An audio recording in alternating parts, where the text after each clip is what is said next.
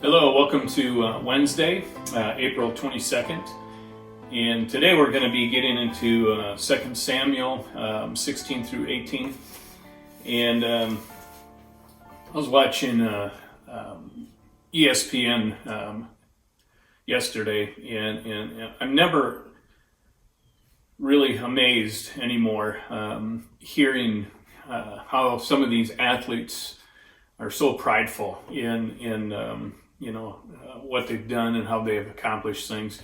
It's great that they have, and it's amazing hearing some of the people that give the lineman credit, the defense credit, the whole team aspect.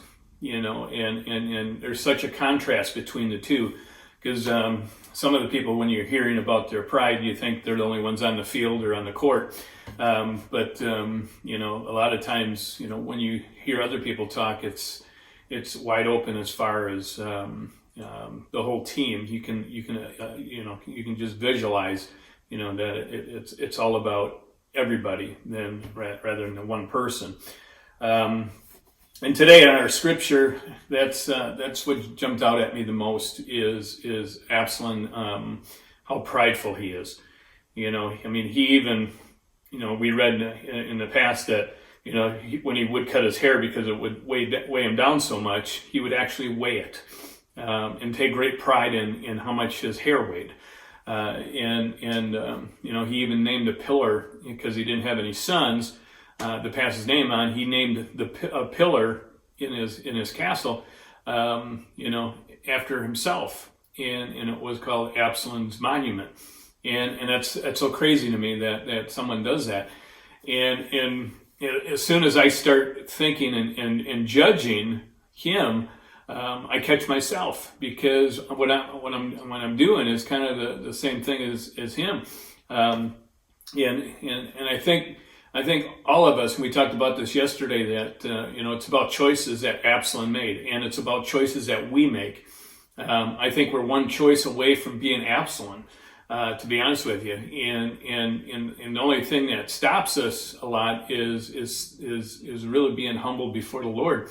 Realizing that it's not about us. It's not about how we're doing things or how we're accomplishing stuff, but it's about how God is doing it. And I've noticed that over the years with church growth. As a church grows and develops, in the past, I know that there are certain times that I'd sit back and say, "Oh, look what I'm doing," and it's not about me. And to be honest with you, that's when you know that it isn't about you, is when things do start happening, because God is doing the work. And that's the whole thing here in Scripture. I think that's our takeaway today, is just seeing our Absalom inside of us, being prideful and arrogant and really a pompous buffoon sometimes, and not doing that. Giving credit where credit's due, and realizing, a lot of times, and I'm not taking away from the gifts that God gives us, okay? I'm not doing that at all. What I'm saying is we cannot become prideful, and that's exactly what Absalom did, because even when these guys came and told him, what they thought that they should do, it wasn't mattered, I just don't want to go kill David. I want to kill the whole works. And so, pride before destruction is a saying out there, and I've heard that over and over and over again. And to be honest, that's a key phrase, really, because when we are prideful, something's going to happen. Something's going to be turn into something going to be destructive in our lives or surroundings or the work we're doing or whatever it is. And for Absalom, we see him. He's fleeing from David because he thought David was going to run on him and all this stuff. But in reality, David hit it head on, and Absalom starts running on his donkey, and he's going through the forest, and it's not comical, but it's kind of comical. Here he is, his pride, which was part of his pride was his hair. He gets caught in the trees with it. and he ends up hanging there, and I'm visualizing this, that this pompous, arrogant, prideful buffoon is hanging from a tree, and that's going to be his demise. And we see Joab that he comes and runs spears into him. David just grieved over his son. He told him not to kill him, and we're going to see again some consequences that come up with this probably in further scripture. But here's David, and I think down deep in David's heart, he thought, we can change Absalom, we can do this. And Absalom, you got to remember him. He was this larger than life, good-looking guy. Great hair. Again, that was kind of his contribution, so to speak. That's how people recognized him. About his good looks and his hair.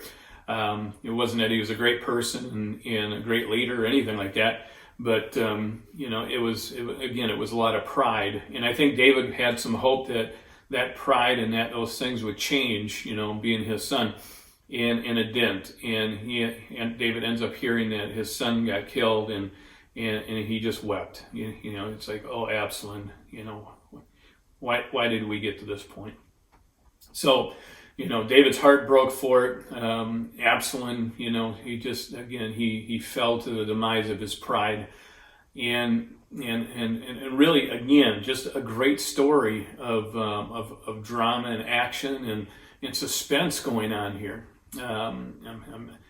I wish the people who said, the Bible's boring, was able to sit and really read this the way it's intended to, and I think their eyes would open up and their ears would open up so much more. So have a great Wednesday today, and I will see you in the morning.